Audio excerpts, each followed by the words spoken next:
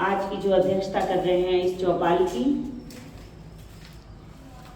प्रधान जी, और मेरे साथ चल रहे जिला मंत्री किसान मोर्चा सत्यवीर चौहान जी और बहन रश्मि चौहान जी, और मेरे सम्मुख उपस्थित सभी वरिष्ठ बड़े बुजुर्ग भाई बंधु, सभी का बहुत बहुत स्वागत, सभी को नमस्कार। विषय आप लोगों को पता ही है कि लोकतंत्र का उत्सव चल रहा है, तो इसमें यही कहना चाहूंगी मैं आप लोगों से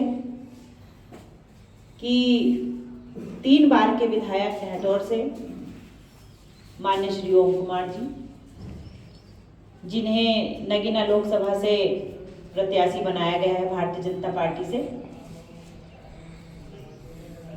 और 3 बार के विधायक हैं।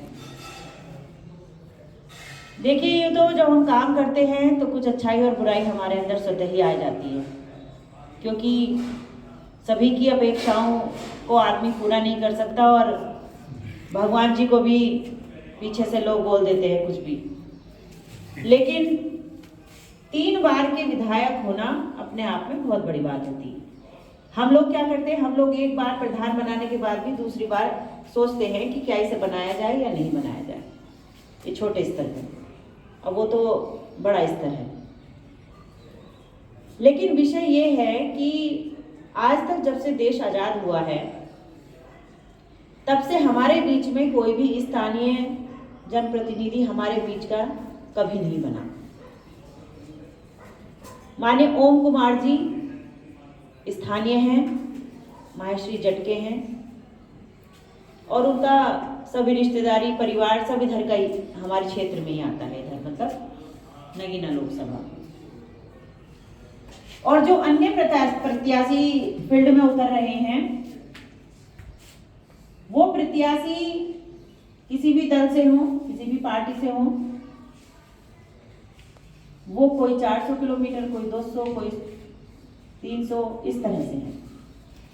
तो सबसे महत्वपूर्ण बात यह है कि हमें अपने बीच का अगर हम व्यक्ति चुनते हैं, तो हमें फिर ये शिकायत का कम मौका मिलता है कि हमें मिलते नहीं है या हमारे बीच में आते नहीं है।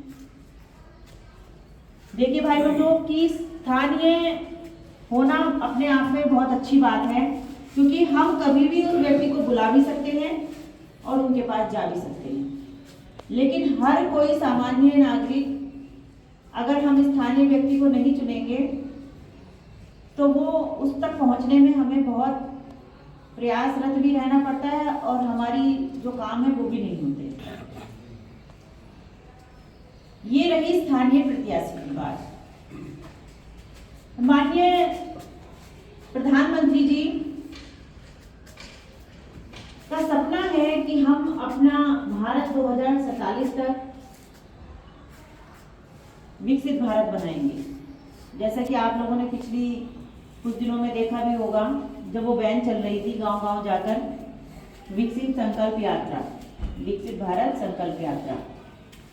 तो उसी के ही मद्देनजर रखते हुए हमें अगर अपनी बहन बेटियों माताओं की सुरक्षा चाहिए, विकास के साथ साथ सुशासन अच्छे से चले, सब लोग खुश रहें, तो हमें, और हमारा जो राष्ट्र है, हमारा देश है, वो नित्य नई ऊंचाइयों को छुए, उसके लिए हमें प्रयासरत रहना पड़ेगा। माननीय प्रधानमंत्री जी का जो संकल्प है विकसित भारत बनाने का, उसको पूरा करने के लिए हमें भी संकल्पबद्ध होना पड़ेगा। उसके लिए हमें नगीना लोकसभा से माननीय विधायक जी को ज़्यादा से ज़्यादा संख्या में कमल के आगे का बटन दबाकर अच्छे मतों से जिताना पड़ेगा, और माननीय प्रधानमंत्री जी के हाथों को मजबूत करना पड़ेगा। तभी हमारा विकसित भारत का जो संकल्प है वो पूरा होगा। ये बहुत आवश्यक है, क्योंकि अब तक हम विकासशील देशों में आते हैं, अभी हमारा देश विकसित नहीं है। और माननीय प्रधानमंत्री जी ने सबको साथ लेकर चलने का काम किया है। सबका ही प्रयास है, सबका ही विश्वास है इसमें। कोई भी ऐसी योजना नहीं है जिसमें उन्होंने भेदभाव रखा है। सर्व समाज को साथ लेकर चलते हैं। तो यही चीज हमें आगे भी सोच विचार करनी है, क्योंकि मैं आपसे बताती हूँ, जब मैं और कहीं भी जाती हूँ क्षेत्र में, तो एक बात सुनने को बहुत से मिलती है कि वोट तो हम देते हैं लेकिन काम तो कुछ होता नहीं। लेकिन भाई लोगों, एक बात और मैं बताना चाहूँगी, वोट तो हम देते हैं हर बार, आप लोगों का विषय नहीं है। बहुत सारे लोग यहाँ बीजेपी के मानसिकता के भी बैठे होंगे या सभी बैठे होंगे, लेकिन आप अपने समाज में और व्यक्तियों को भी देखते होंगे कि वोट तो हम देते हैं लेकिन फिर भी ना तो हमारे बीच में सांसद है, ना हमारा विधायक हमारे उसमें है। लेकिन सांसद के होने से, अगर सांसद हमारा बनता है तो हमारे विकास कार्यों में गति आ जाती है, क्योंकि हमारा क्षेत्र धामपुर में भी विधायक हैं, बिजनौर में भी विधायक हैं, पहले चांदपुर में भी थी, लेकिन हमारे नूरपुर में ये क्षेत्र जो है सबसे पिछड़ा हुआ चल रहा है।